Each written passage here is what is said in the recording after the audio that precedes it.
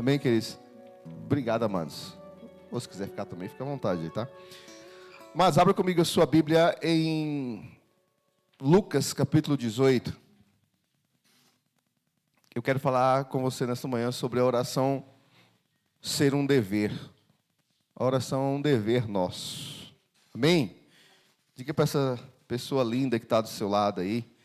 Diga assim, oração é seu dever. É dever meu. É dever seu. É dever de todos nós. A oração não é dever do líder. Não é a oração é dever do pastor, do bispo, do apóstolo. A oração não é do pai, da mãe. Não, a oração é de todos nós. Todos nós temos o dever de orar. E orar quando? A orar quando me convém? Orar quando eu quero? Não. A oração é o dever de orar sempre. Olha só, Lucas, capítulo 18, a partir do verso de número 1, Jesus nos conta aqui a importância da oração através da linguagem de uma parábola, usando duas pessoas, um juiz iníquo e uma viúva que tinha naquela cidade. E ele diz assim, e contou-lhe Jesus, se você quiser acompanhar aqui, para ficar tudo a mesma referência, ou a mesma linguagem, e contou-lhe também Jesus, uma parábola sobre o dever de orar e nunca. Se você seja sincero com você mesmo, não precisa levantar a mão ou responder. Você já desistiu de orar por algumas coisas? Será que você já não parou de orar por algumas coisas faz muito tempo? Aqui Jesus está dizendo que nós devemos orar sempre e nunca desfalecer. Ou algumas versões, sem jamais esmorecer. Ou seja, sem desistir. Eu devo continuar orando, independente se eu estou vendo as coisas acontecerem ou não. Nossa, já tem anos que eu oro pelo meu marido. Já cansei, não vou orar mais não. Parece que mais que eu oro, pior ele fica. Ora e continua orando. Porque é o dever de orar sempre, seja mais esmorecer. Olha o verso 2. Dizendo, havia numa cidade um certo juiz que nem a Deus temia e nem respeitava o homem. Havia também naquela mesma cidade uma certa viúva que ia ter com ele dizendo, faz-me justiça contra o meu adversário. Irmãos, aos olhos da sociedade, quem é mais sucedido? O juiz ou a viúva? Porque as pessoas olham para o status, olham para a aparência. Aquela mulher tinha uma necessidade. A necessidade daquela mulher não era importante para aquele juiz. Porque o versículo 2 diz que ele não respeitava os homens, que ele não respeitava o ser humano, que ele não tinha nenhum respeito pelas pessoas. Mas esta mulher ia todos os dias a ele. Por que ela ia a ele? Porque ele era o juiz. Ela não podia ir a outro. Ela não tinha que ir ao padeiro, ao açougueiro, ao farmacêutico. Ela tinha que ir ao juiz, porque é ele quem podia resolver a causa dela contra o seu adversário. Então, ela dizia, faz-me justiça contra o meu adversário. Verso 4. E por algum tempo, não quis atendê-lo. O juiz falou, não, aqui, essa mulher tem tanta coisa para me preocupar, porque eu vou me preocupar com isso. Isso não me dá importância. A gente pode ver, irmãos. Se você for em um tribunal, se você for em um fórum, você vai ver que existem milhares e milhares de processos tumultuados um em cima do outro. Não é a ordem de chegada que é atendido. É a ordem de importância que eles dão para determinado caso. Tem caso lá que já faz anos e anos que está lá e não é atendido. E tem caso que chega depois que é atendido, porque é aquilo que é importante. Então, a justiça que diz, né, principalmente no nosso Brasil, que é cega, não tem nada de cega. Ela vê com os seus olhos aquilo que quer ver. E assim é, muitas vezes, a justiça dos homens, mas não é assim a justiça de Deus. E Deus é Deus que faz justiça. Então, por muito tempo, ele não quis atendê-lo. Olha só, mas depois disse consigo mesmo: ainda que não temo a Deus, reconhecendo, e nem respeito os homens, todavia, como esta viúva, me molesta, ou seja, me importuna, me enche as paciências, hei de fazer justiça. Presta atenção que ele não está fazendo justiça, irmãos, porque ele é bom. Não, ele é mau, ele é iníquo. Ele não respeita as pessoas. Mas a insistência dessa mulher fez ele fazer justiça, para que, enfim, não volte a me importunar muito. Ou seja, eu não quero ver essa mulher, eu não quero que essa mulher esteja mais aqui dizendo faz-me justiça, uma espécie de protesto. Imagina, todo dia lá no fórum ou no tribunal, a mulher estava, ei, faz justiça para mim, faz justiça contra o meu adversário. Todo dia aquela mulher, na porta do fórum. Se fosse hoje, né, matéria nos noticiários, nas redes sociais, e ela lá fazendo a sua reclamação. Quer saber de uma coisa? Eu vou resolver essa causa, eu dou causa ganha para ela, ela não volta mais aqui me encher as paciências. E disse o Senhor: ouvi o que diz o injusto juiz? E Deus não fará justiça aos seus escolhidos, que clamam a Ele de dia e de noite, ainda que tardio para com eles, ou ainda que pareça tardio para com eles? Digo-vos que depressa lhe fará justiça, quando, porém, vier o Filho do Homem, porventura, achar fé na terra. Um dos elementos essenciais para a oração, irmãos, chama-se fé. Oração sem fé não produz efeito.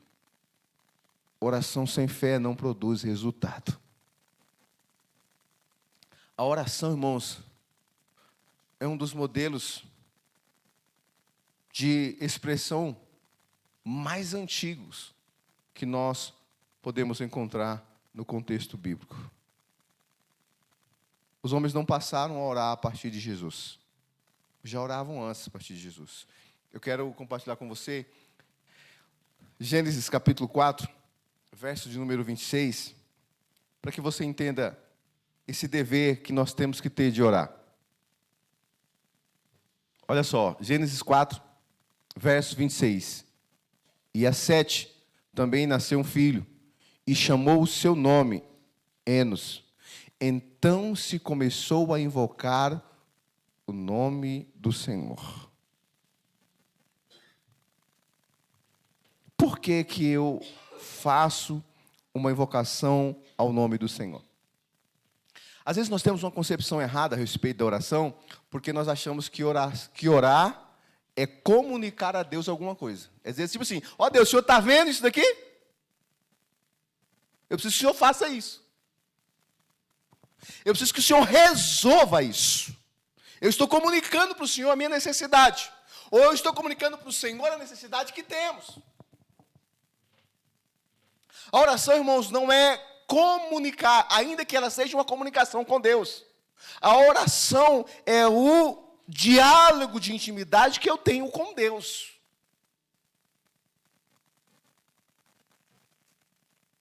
Se a nossa conversa, irmãos, com alguém que nós conhecemos,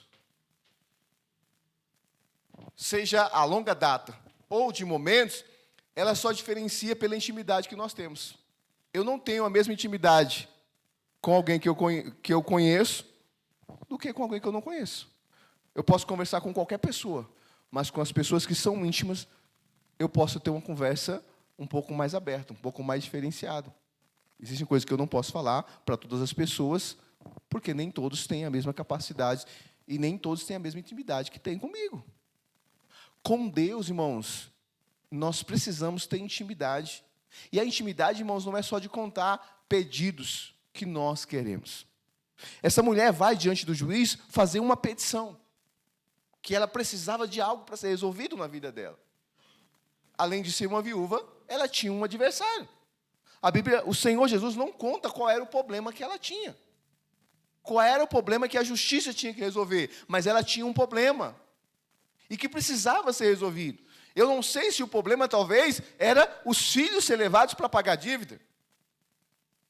Porque a Bíblia fala que ela era uma viúva, ela tinha um casamento, agora não tem mais. Mas além de não ter um casamento, ela tem um problema que a justiça precisa resolver, e a justiça não quer resolver, mas ela está lá todos os dias, ela está persistindo, e dizendo, eu quero justiça, eu preciso de justiça. Até que não houve mais saída para aquele juiz, ele teve que responder e trazer justiça para aquela mulher. E Jesus vai aproveitar e dizer, quanto mais o vosso Pai Celestial. Se aqueles que são iníquos, que não temem a Deus, eles fazem justiça, imagine Deus, que é justo, que é bondoso, que é reto, que é correto, não fará para vocês? Mas aí, o que chama a atenção é que ele diz, digo-vos no verso 8, né? Que depressa lhe fará justiça, quando vier o Filho do Homem, e porventura achar fé na terra. Não é na terra, é nos moradores da terra, achar em nós, em nossos corações. Porque, queridos, se nós não tomarmos cuidado, é muito fácil a incredulidade se apossar de nós. Se nós duvidarmos, a fé nos abandona, sai de cena e a dúvida entra. E aí nós começamos a andar não pela fé, mas pela dúvida. Duvidando de tudo. Será? Não sei não. Eu estou tão desacreditado. Não, irmãos. A fé, ela lança fora todo o medo. A fé, ela lança fora toda a dúvida. Porque quem vive da fé ou pela fé, não precisa ver para crer. Ele crê mesmo não vendo. Então, esse dever que eu tenho é orar continuamente. Sabe, não é fazer aquela oração que nós muitas vezes estamos acostumados a fazer. Não, eu sou igual a Daniel, eu oro 3 vezes por dia. Oro pelo café, pelo almoço, pela janta. Não é desse tipo de oração, de agradecimento.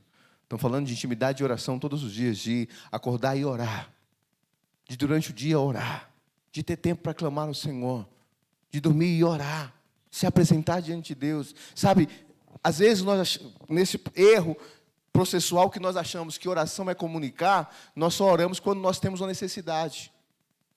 A oração como diálogo, não. Eu falo com Ele durante todo o período, todo dia, toda hora. Senhor, eu te dou graças, Senhor, porque a oração não é só petição. Senhor, eu te rendo louvores, eu te rendo adoração, eu te rendo graça, eu reconheço a tua bondade. Sabe, aí você gera isso toda hora, todos os momentos. E aí, porque, irmãos, se a oração ela fosse um comunicado, eu só teria as minhas necessidades atendidas quando eu falasse para Deus, Senhor, eu preciso disso ou daquilo. E a expressão que o Pai sabe daquilo que eu preciso antes que eu fale? Então não precisava estar escrito. Se Ele já sabe, por que eu preciso orar? Se Ele é sabedor, conhecedor de todas as coisas, Ele não sabe que você precisa de dinheiro? Sim ou não? Era fácil, então tó dinheiro. Ele sabe que você precisa de saúde, sim ou não? Então tó saúde, você não precisa ficar doente. E nem orar pela sua saúde.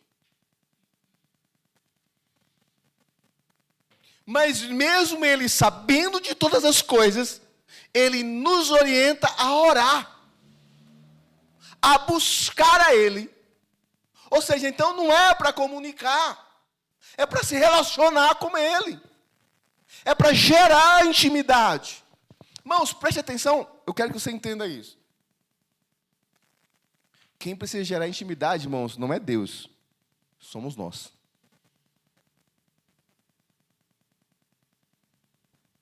Lembra que Jesus falou em João 14? Assim como o Pai é em mim e eu nele, que eles sejam em nós. Eu neles eles em mim, tu em mim, e assim nós geramos esse elo de unidade. Então, eu preciso ser responsável pela minha intimidade com Deus. Eu preciso partilhar, porque o Senhor já deu a iniciativa. Eu preciso tomar iniciativa. Já viu duas pessoas se relacionando sem falar um com o outro? Tem como? Você sendo lá de uma pessoa e não fala nada, você entra mudo e sai calado, vai embora, você não sabe de nada dela, ela não sabe nada de você. Fala, uau, que relacionamento gostoso. Nós temos uma intimidade assim, de sem falar. Não, nós precisamos conversar. Eu preciso saber o que Deus quer, o que Deus deseja, e eu preciso me expressar ao Senhor, porque vai ter vezes que você vai ter que se expressar. Olha o salmista, apressa-te, ó Deus, em me socorrer.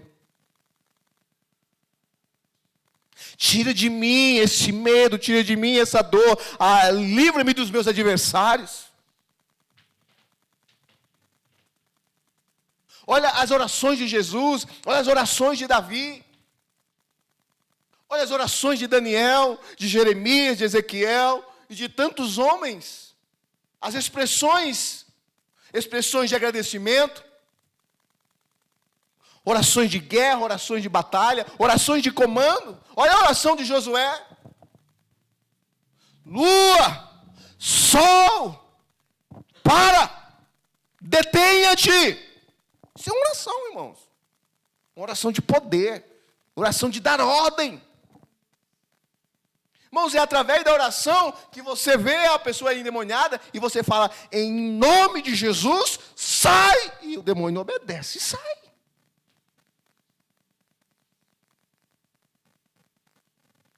Orações de socorro.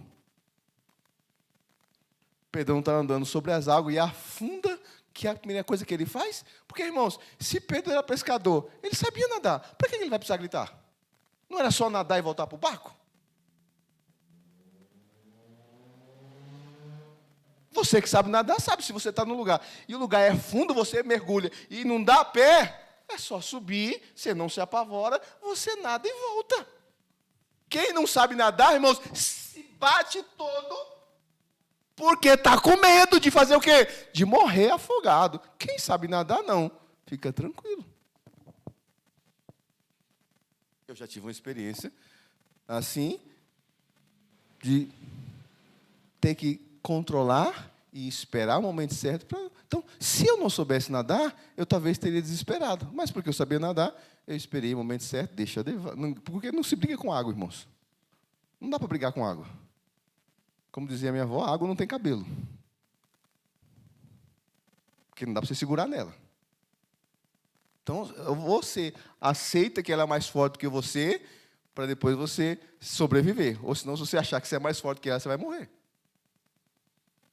Então, naquele momento, Pedro, em vez de nadar e voltar para o barco, ele grita, Senhor, socorre-me! E a Bíblia diz que o Senhor vai ao encontro dele e socorre. Mas qual é a expressão que Jesus fala para ele? Por que duvidaste? Homem de pouca fé.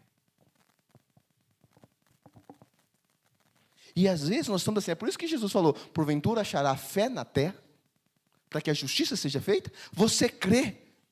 Olha só como é interessante. A gente não ora, por exemplo, pela nossa nação? Sim ou não? E quantas vezes você falou, aí, tem mais jeito não? Já falou ou não? Você fica com medo de falar. Esse Brasil não tem mais jeito não. É assim mesmo, vai de mal a pior. Mas e cadê a nossa fé quando nós oramos? Nós ajoelhamos para orar uma coisa, mas abrimos a boca para declarar outra? Esse homem não tem mais jeito. Essa mulher não tem mais jeito, não. Esse menino não tem mais jeito, não. Então, por que nós estamos orando? Se nós não acreditamos mais que tem jeito. Nós precisamos continuar crendo no Senhor. Até que Ele responda. Essa mulher não parou de clamar até que aquele juiz disse, eu vou atendê-la. Então, queridos, se o Senhor não ouviu a tua oração ainda, para você entender que ele não é que Ele não ouviu, se Ele não atendeu a tua oração ainda, continua orando, continua clamando. Continua pedindo ao Senhor. Aí talvez alguém vai usar o contexto errado e vai dizer, pastor, mas não é pelo muito falar que o homem vai ser ouvido. Jesus mesmo falou que não usei de vãs repetições, então não tem que ser repetitivo diante de Deus. Lê contexto e entende, espera aí. Não é isso. Não é que você não pode repetir suas orações. Você não tem que ficar sendo repetitivo com aquela oração decorada. É diferente. Mas nós devemos continuar orando ao Senhor. Nós devemos continuar clamando ao Senhor. A oração é nosso dever. Agora, como é que nós estamos com esse dever? Será que nós estamos em dia com o nosso dever? Ou nós estamos em falha com o nosso dever? De orar sempre, sem jamais esmorecer. Olha só. A oração, irmãos, ela não deve ser por períodos, ela deve ser sempre. Sempre eu devo orar, independente de onde eu estiver.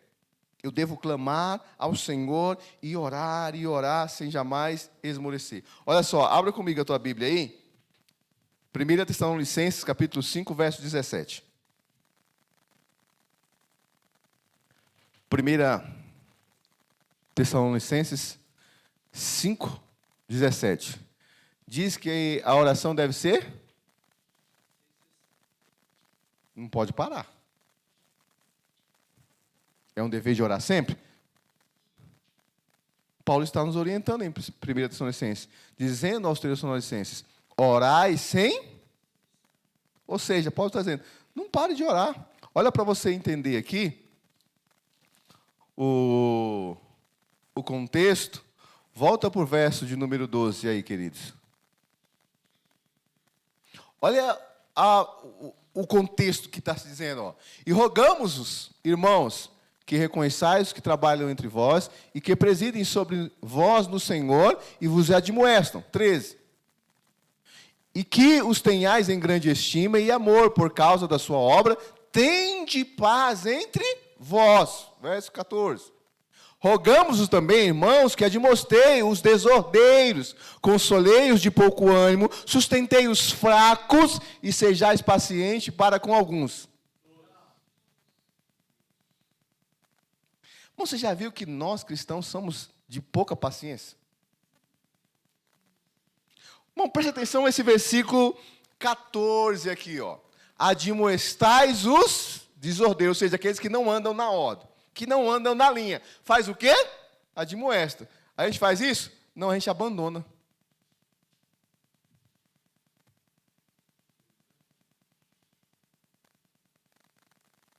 O que é admoestar?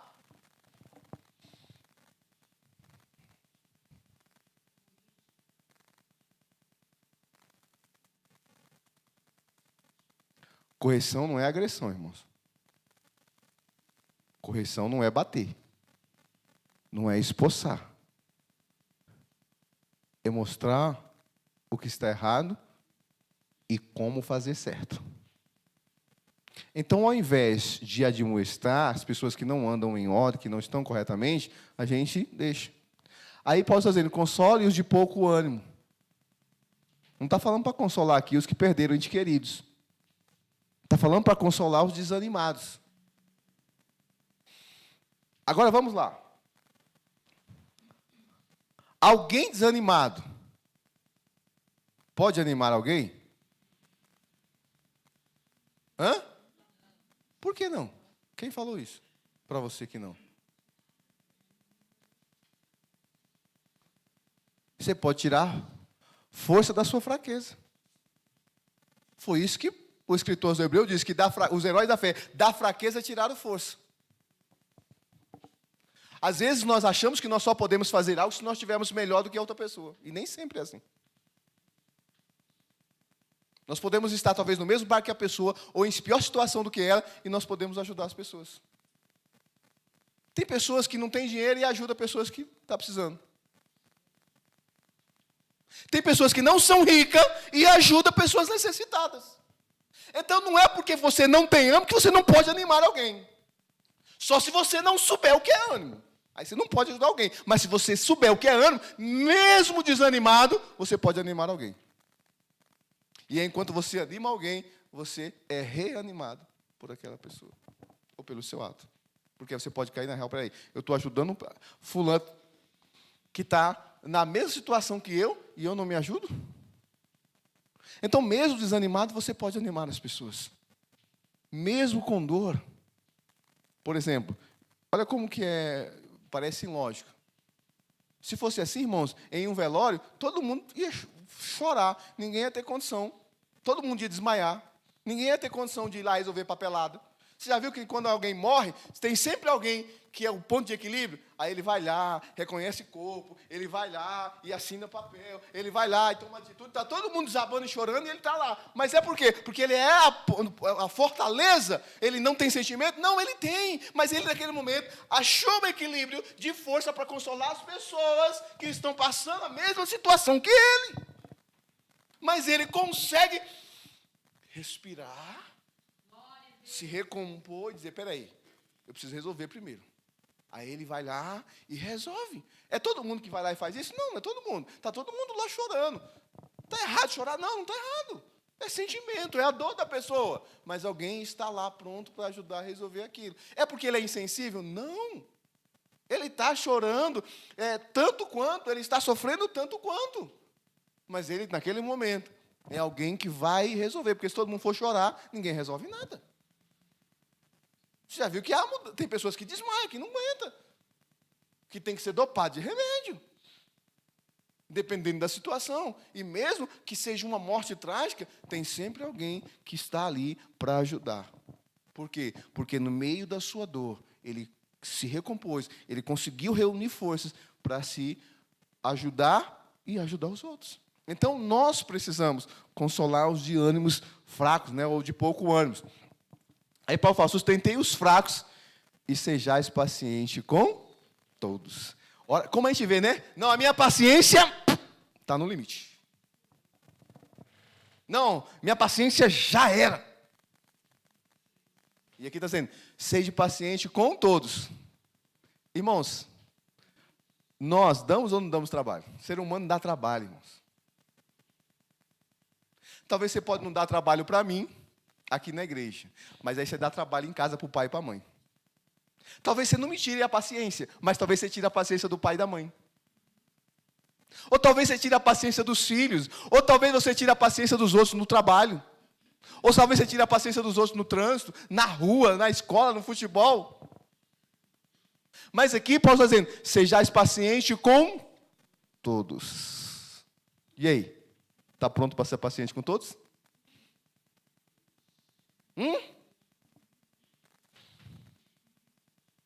Já viu que tem dia que as mulheres acordam assim? Hoje eu estou sem paciência.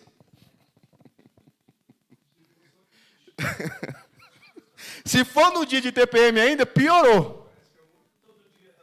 Todo dia. Está começando a se levantar aí. Ó a manifestação. Não é manifestação de demônio não, viu, irmãos? É manifestação de homem mesmo. 30 dias, 5 dias você tem tranquilidade. O resto, irmãos, é guerra, é batalha. Glória a Deus e aleluia. Quem mandou casar? Agora se vira. Então preste atenção. Às vezes nós esgotamos rapidamente o nosso nível de paciência quando tem. Mas o que me chama a atenção é que é paciência com todos. Com os que dão trabalho, com os que não dão trabalho. Porque já viu que tem gente que não dá trabalho.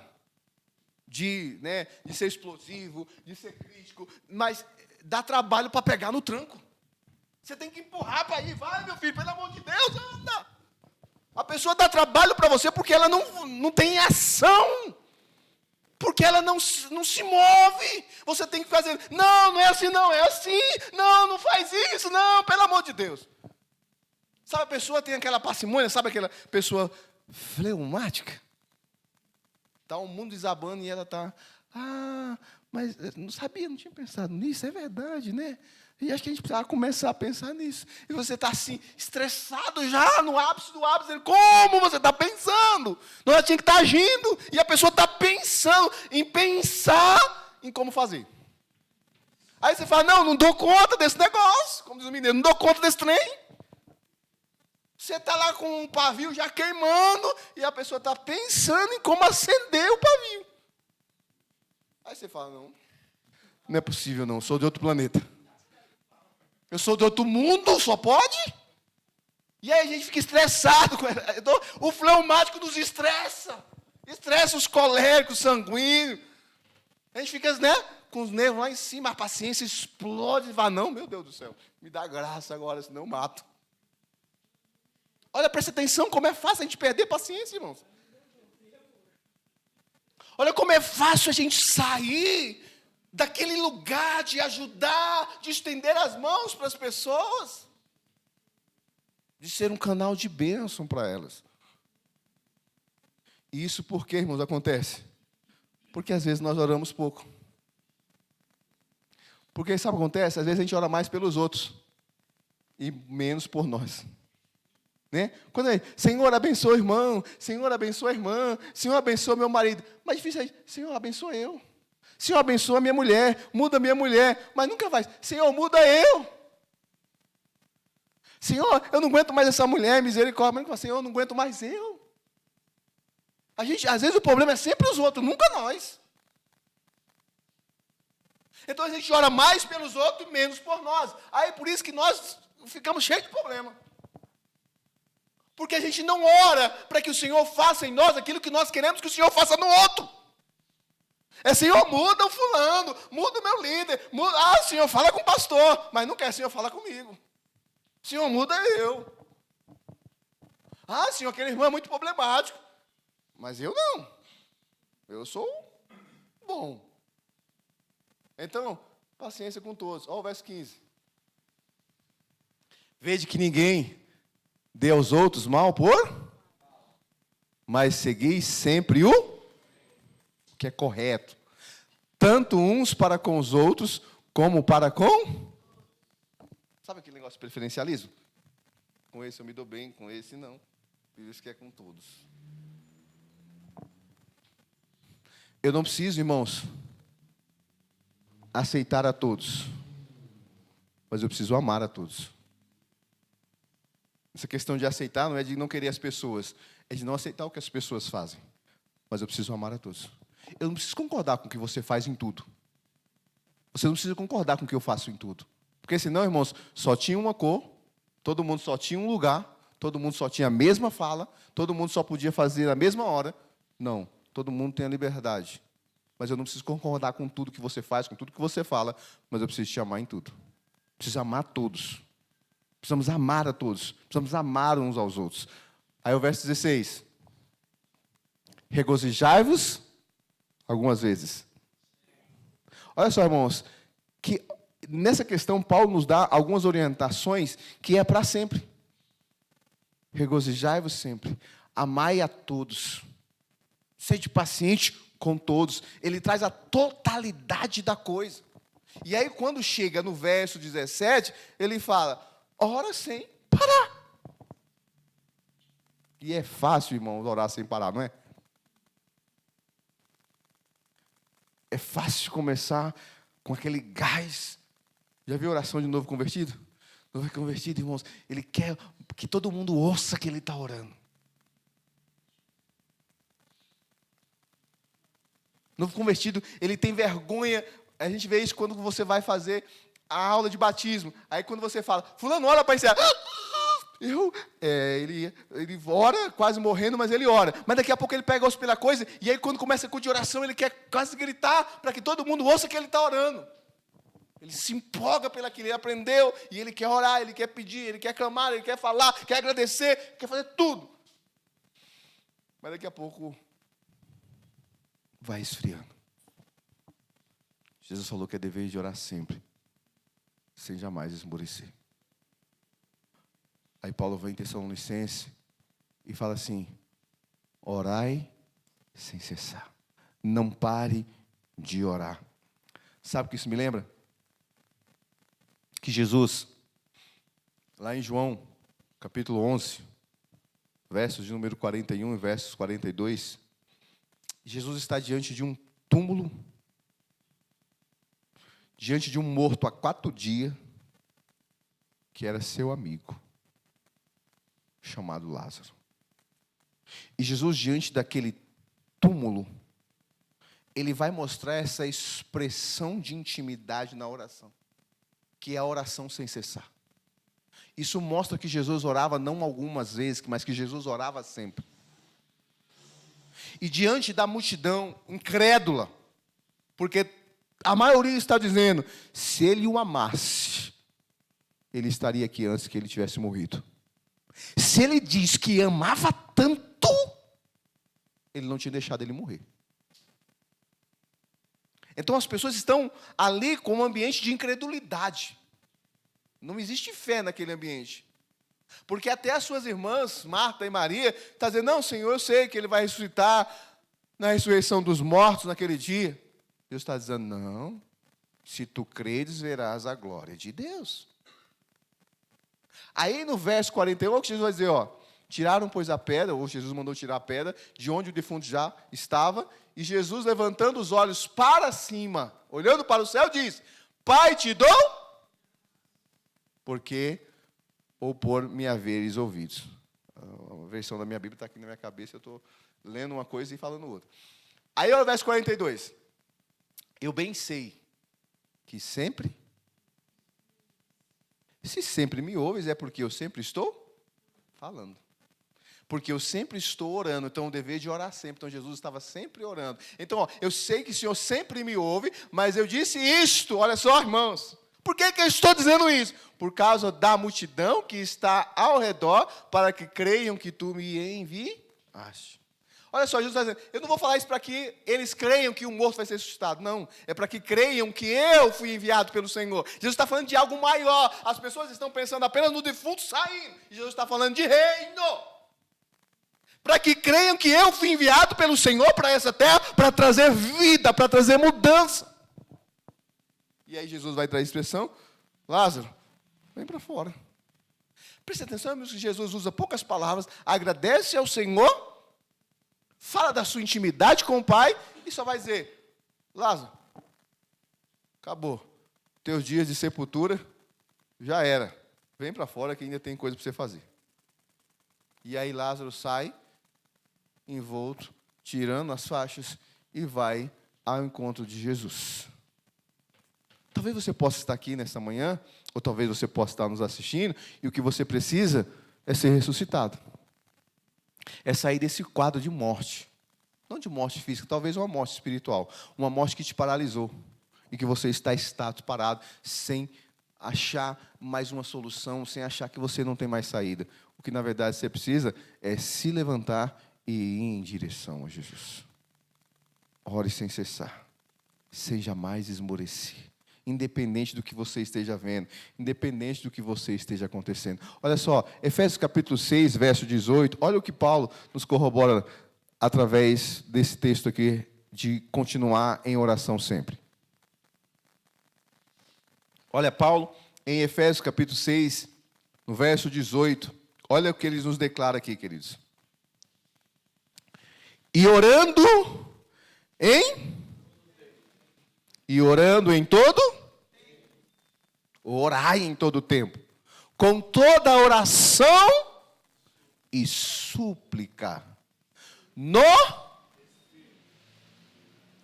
Deixa eu fazer um adendo aqui. É por isso que muitas vezes nós temos dificuldade de entender. Porque na maioria das vezes nós oramos com a nossa carne. Como assim, bispo? Jesus falou assim, ó, pedis e não recebeis, porque pedis para os vossos desejos ou para os seus deleites. Então, a oração não é na carne, a oração é no espírito, porque não é a carne que agrada a Deus, quem agrada a Deus é o Espírito. Então, para que eu tenha as minhas orações atendidas, eu preciso estar alinhado em espírito. Preste atenção que a Bíblia, Paulo nos ensina, tanto em Efésios, se eu não me engano, no capítulo 5, e lá em 1 Pedro, Pedro vai nos ensinar sobre isso também, a respeito das orações do marido não serem ouvidas por não estar alinhado, não estar acertado com as mulheres. Dormiu brigado, vai orar, Deus não vai responder. É isso que a palavra diz. As orações serão interrompidas.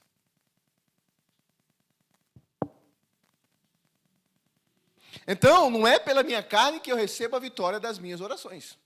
Não é pela oratória que eu...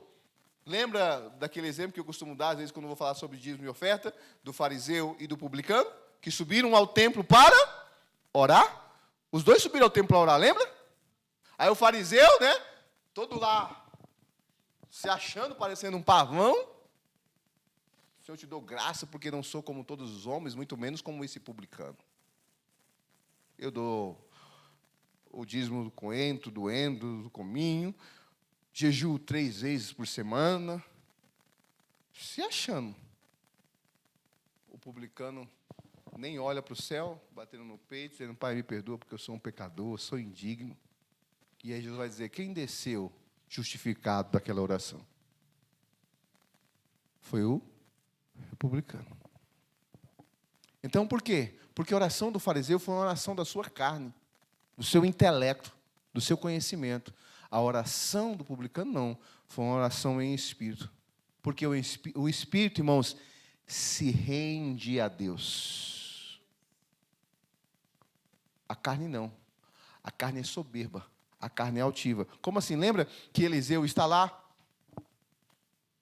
No palácio. Está lá na sua casa. E aí chega um homem cheio de lepra, chamado Amã, se achando, Naamã, se achando o poderoso, o bambambam. Eu vou lá, o profeta vai descer, vai me atender, vai falar o que eu tenho que fazer, ou vai pôr as mãos em mim, vai orar, e eu vou ficar curado. Isso é carne, carne não se rende. Espírito se rende. Aí, quando chega a notícia, Eliseu nem desce para atender, nem olhou para a cara do sujeito, só fala assim, ó, tá bom, ele está aí, manda ele lá no Jordão e descer 7 vezes. Mergulha 7 vezes. E ele vai ficar curado. Só isso. Ele ficou revoltado. Como assim? Ele nem desce para falar comigo, ele sabe quem eu sou. A carne grita. Mas as pessoas que estavam ali dizem, meu Senhor, eu já vi até aqui. Ele é homem de Deus, é profeta. O que custa? 7 mergulhos. Se rende. Porque o Espírito, irmãos, ele se rende. Só tem uma coisa, irmãos, preste atenção. O Espírito não se rende ao pecado. Mas a Deus ele se rende. Agora, preste atenção, que a carne se rende ao pecado, mas não se rende a Deus. Não é na carne que nós glorificamos a Deus. É no Espírito. É por isso que o Senhor vai dizer que o Pai procura adoradores que o adore em espírito e em verdade. Porque o Espírito está pronto, a carne não. O Espírito se rende, a carne não. Então a oração, irmãos, tem que ser em espírito e não em carne. Porque o meu espírito vai condicionar a minha carne e não a minha carne condicionar o meu espírito. Às vezes nós fazemos o inverso.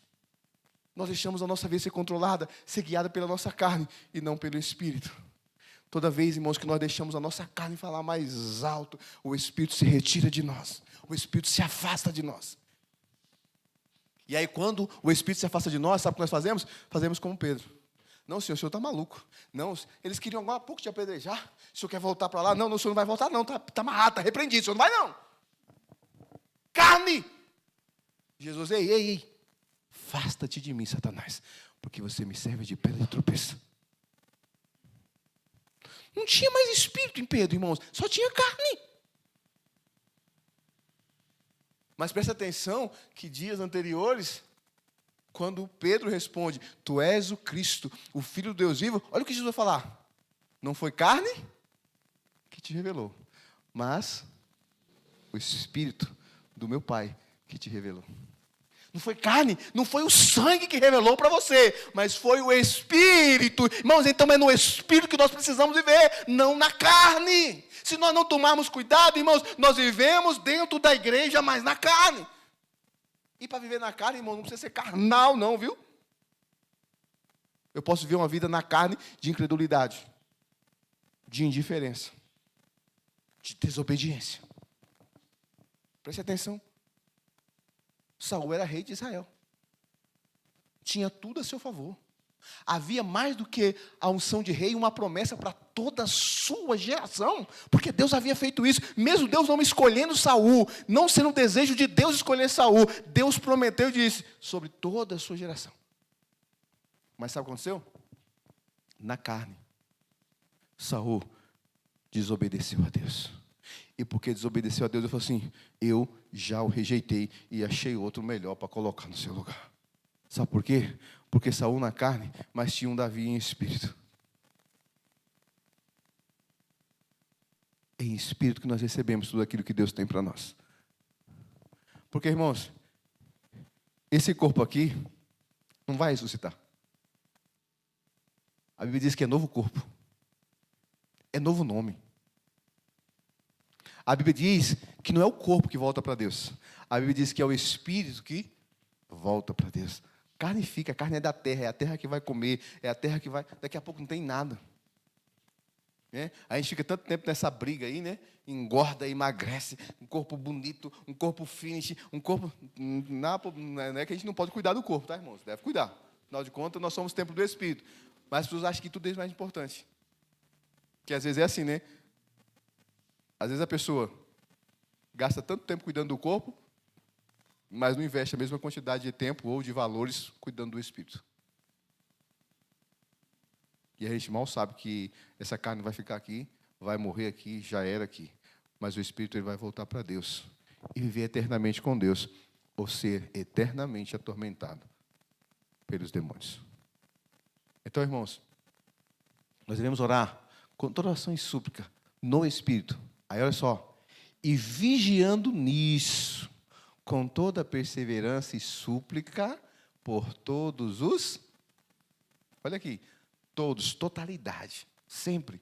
Vigiando nisso com toda perseverança. Não é com alguma perseverança, é com toda perseverança. É com tudo que me faz perseverar, é de toda forma. Imagina, irmãos, vamos lá, você imagina alguém perseverante. Você conhece alguém perseverante? Seja no contexto humano que nós vivemos hoje, ou no contexto bíblico, histórico. Você conhece alguém de perseverança? Sim ou não? Conhece? Consegue citar 3 pessoas perseverantes na Bíblia? Vocês falaram que conhecia.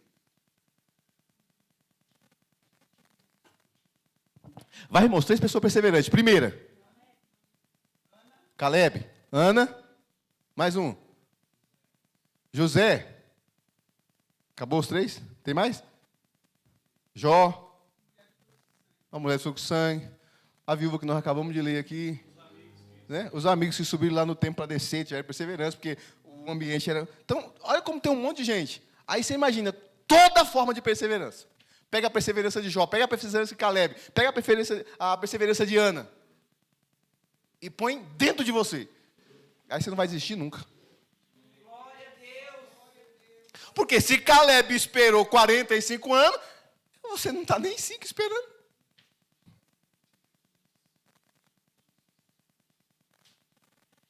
Olha quantos anos Ana esperou para ter filho.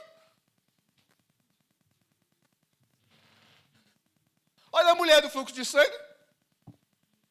Olha essa viúva. Olha Jó no ambiente de morte. Mantendo a sua fé em Deus. Então aí você pega esse pacote de perseverança e joga para você. Fala assim, eu vou ser perseverante, pelo menos que nem eles. Pelo menos, tá? Não precisa nem ser mais do que eles. É pelo menos igual a eles. Então, vigiando nisso com toda a perseverança. Não é com a parte, com algum, ou com pouco, ou com nada. Mas é vigiando. É isso que nós precisamos fazer em oração. É isso que nós precisamos continuar sendo. É isso que Paulo está nos dizendo agora em Efésios. Agora, para você entender isso, 1 Crônicas, capítulo 16, verso 11. Lá no Antigo Testamento, olha o que diz o texto aqui. 1 Crônicas, capítulo 16, verso de número 11. Livro das Crônicas. Todos acharam, hein? Olha o que diz o texto. Buscai ao Senhor e a sua força. Irmãos, isso é forte. Quanto você acha que Deus tem de força? Você já parou para imaginar? Quanta força há em Deus? Não é à toa que ele vai dizer, diga ao fraco, eu sou forte. Então o texto está dizendo, buscai ao Senhor, ou seja, não basta só buscar o Senhor, mas busque ao Senhor e a força dele. Mas mais do que buscar o Senhor, buscar a força.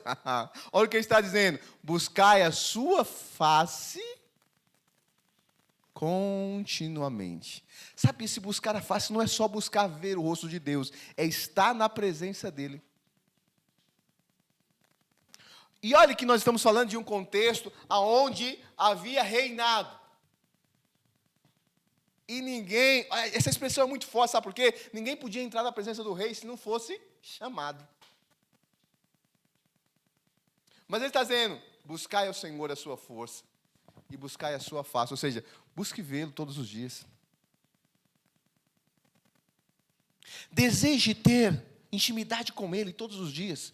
Porque o texto está dizendo, é continuamente ou continuadamente, é sempre, não é algumas vezes. Por exemplo, eu acredito que pelo menos alguma vez na vida você já teve um momento de êxtase, de ser surreal diante de Deus. Eu acredito que você já teve uma experiência com Deus. Ou pelo menos deveria ter.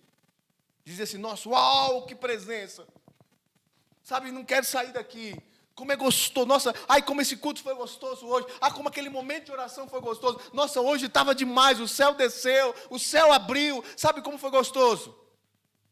Mas isso pode ser de contínuo, irmãos, isso pode ser na igreja, isso pode ser em casa, isso pode ser no teu carro, isso pode ser no banheiro, isso pode ser na rua, isso pode ser na empresa. Sabe, sentir essa presença gostosa, nós podemos sentir isso, podemos ser envolvidos com esse poder maravilhoso de Deus em nossas vidas, irmãos. Mas nós precisamos saber o quê? Buscar. Aqui há duas expressões, busca o Senhor força, busca a face. Duas expressões, né, que nos dá o imperativo, busca, tem que buscar. Se você quer, você tem que buscar. Você quer o Senhor, você tem que buscar. Você quer a força dele, você tem que buscar. Você quer a face dele, tem que buscar. E quando? Sempre. Continuamente. Ou continuadamente. Seja de contínuo buscando ao Senhor. Nós não podemos parar, irmãos. Não podemos deixar de orar. Não podemos esmorecer. Nós temos que avançar sempre. Nós temos que continuar. Agora, preste atenção que a oração é um dever. Estou falando com isso que a oração é um dever. Mas... olha como um negócio parece para nós confuso. A Bíblia vai dizer que nós não sabemos orar como convém. Já parou para pensar nisso? Deixa eu compartilhar com você. Romanos, capítulo 8.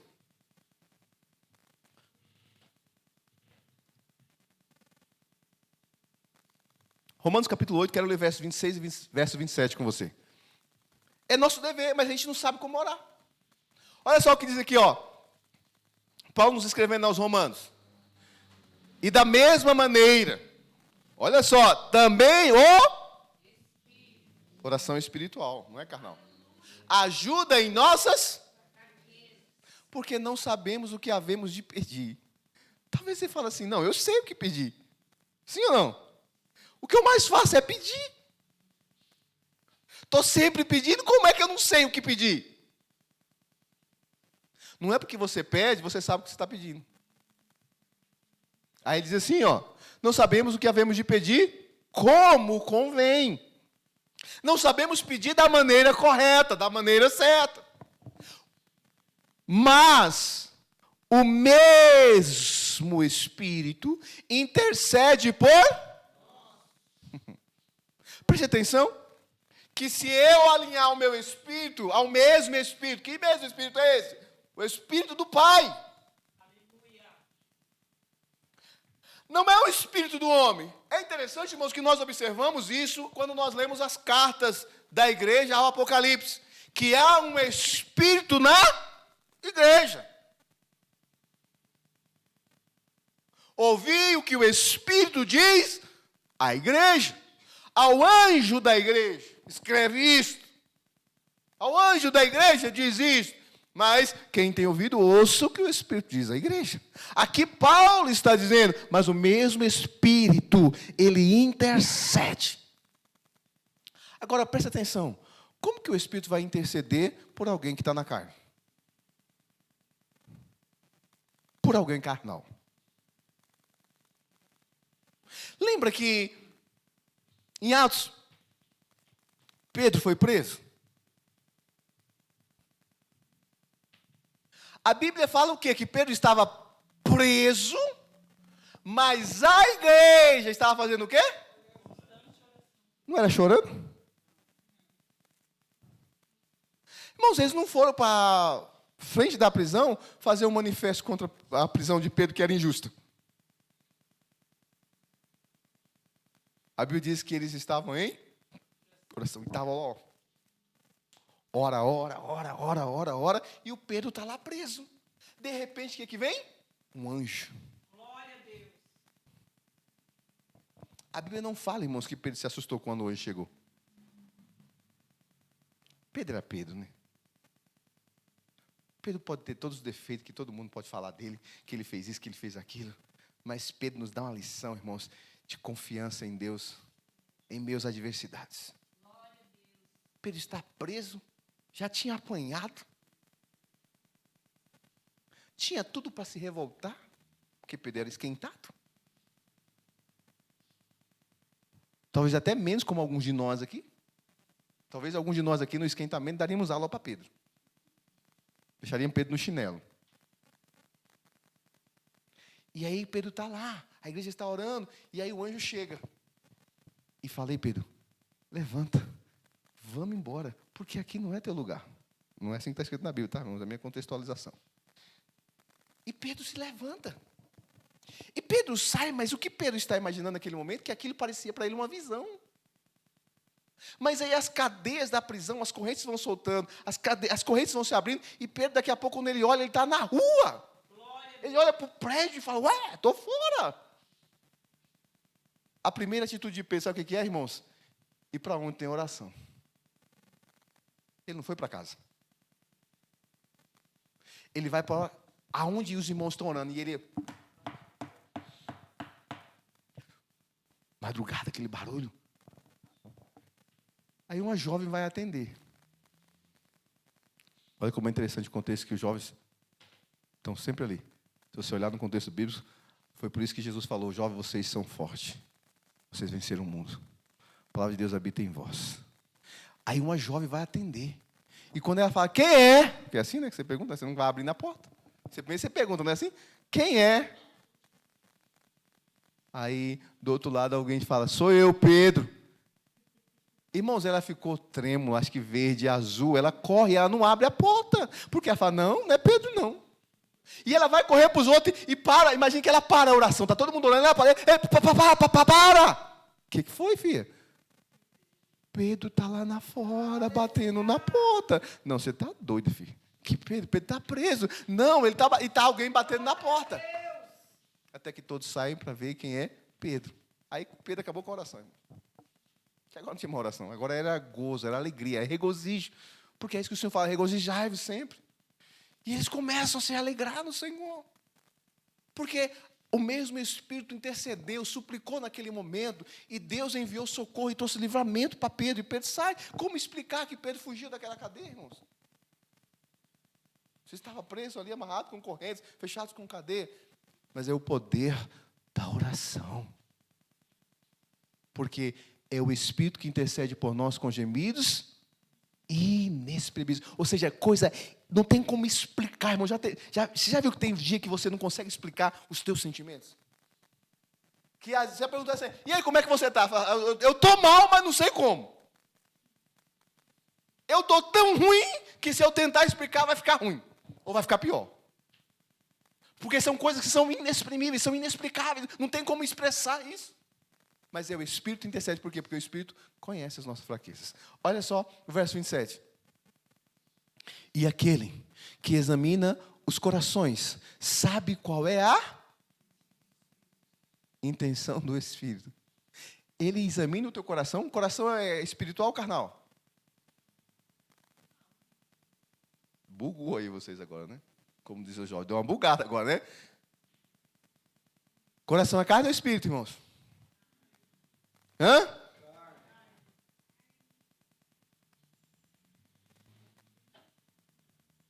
E se eu falar que é espírito? Você aceita ou não? Ou vai ficar na dúvida? A Suzana está olhando com cara de ué ali. Melhor não responder.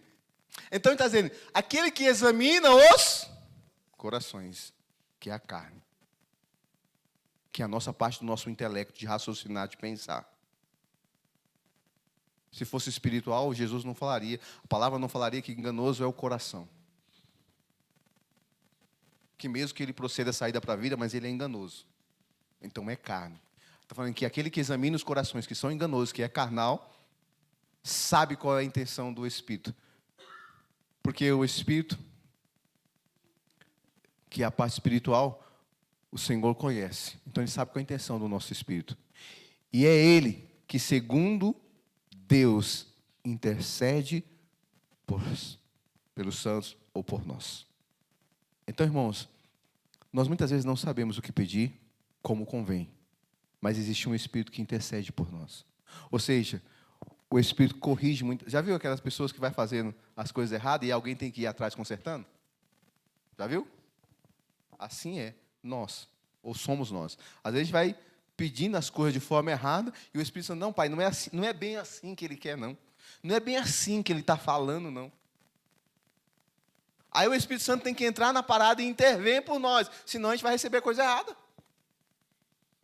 Mas quando que isso acontece? Quando eu estou em espírito com Deus. E em espírito com Deus, mesmo que o meu lado humano queira fazer coisa errada, eu vou viver o sobrenatural de Deus. Lembra quando os garotos lá chamaram Eliseu de careca? E alguém falou assim, quer que a gente cama cá fogo do céu e consuma eles? Então, né? Mesmo tendo alguém espiritual, já quer. Olha o Pedrão lá, mesmo espiritual, quando a coisa apertou, toma a espada e corta a orelha do menino, do soldado. Por quê? Agiu no impulso, agiu na emoção na sua carne. Mesmo nós sendo, irmãos, alguém que serve a Deus, que anda em espírito, se nós não tomarmos cuidado, nossa carne pode falar mais alto. Porque nós somos ainda um ser que temos, né, possuímos, ou estamos nesse corpo, né, temos a nossa alma e somos guiados pelo Espírito. Mas se não tomarmos cuidado, nós podemos deixar a nossa carne falar mais alto. Então o Espírito Santo vai sempre interceder por nós com gemidos, sabe, com dor inexprimível, inexplicável. Dizendo, não, pai, não. Ele que intercede por nós, nas nossas limitações e nas nossas fraquezas. Para nós encerrarmos nesse dever de orar sempre, que a oração é um dever, quando nós oramos, irmãos, a oração, por isso que eu disse para vocês, que nós precisamos orar mais por nós, porque às vezes nós oramos muito pelos outros e oramos pouco por nós. Porque quando nós oramos por nós, irmãos, nós não caímos em tentação. Para nós encerrarmos, Mateus capítulo 26, verso 41.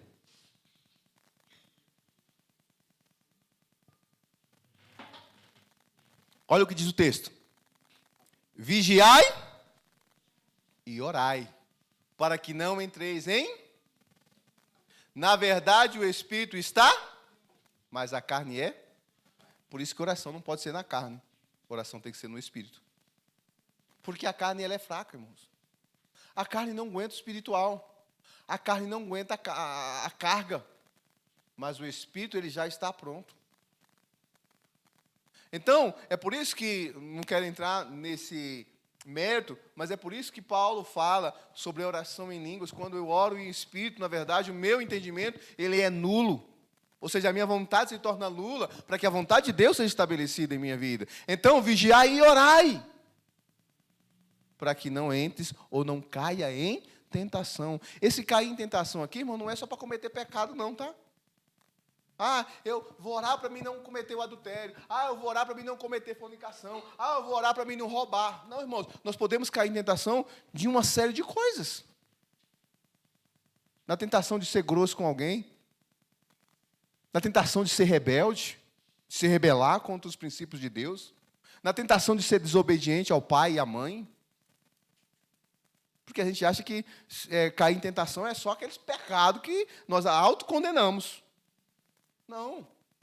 Mas é para não cair em tentação, irmãos, que vai nos impedir, que vai nos atrapalhar, que vai, né, nos afastar de uma série de princípios legais e morais diante de Deus. Então, se você orar com vigilância, você não vai cair em tentação. Não é que você vai ser livre da tentação. A tentação vai até vir contra você, mas você não vai cair nela. Você vai ser livre da tentação. Sabe, você está vigiando, mas você está orando. A situação vai acontecer. E aí você, primeiro, porque você está vigiando e você está orando, você respira, conta carneirinho e não cai naquela tentação. Porque, irmãos, tudo que o diabo quer é nos fazer cair em tentação. Seja com as nossas palavras ou seja com os nossos atos. Com a prática deles. Então, se eu vigiar e orar, eu vou ser alguém que vai ter uma grande chance de não viver com os pés atolados na tentação. Porque a tentação é a vontade da nossa alma. A tentação é a vontade do nosso próprio eu. Da nossa volição de querer resolver, de querer fazer, de querer falar, de querer cuidar. Porque tem coisa, irmãos, que nós não precisamos meter a mão.